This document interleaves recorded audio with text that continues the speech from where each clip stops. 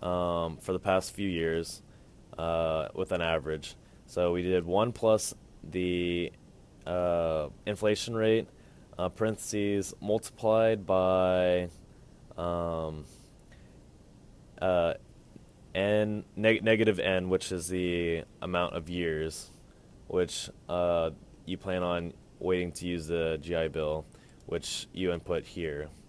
So then this comes out with the monthly net present value of the GI Bill is worth.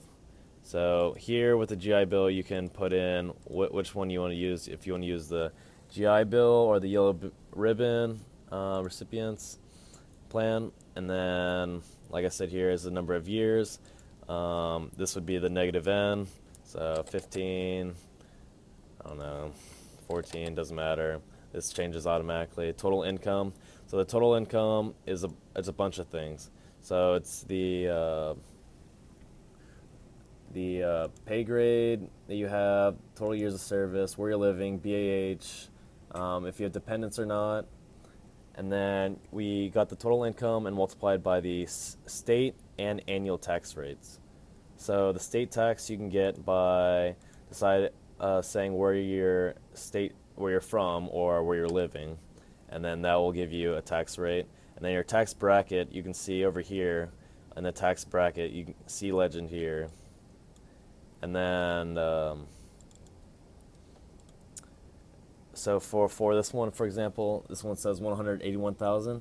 So you go over here, it's 0.28. So you go here, 0.28, and then this is your total income after tax. So for civilian life, it's the same thing, easy to follow. So for your civilian job, you just go down this drop-down menu of a ton of jobs, almost every single job that you can think of.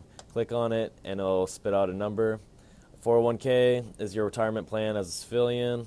So if you're allowed to contribute $5,000 or let's say $6,000 into it, most companies will match up to 50%, if not the whole thing. So for this case, we'll say 50%.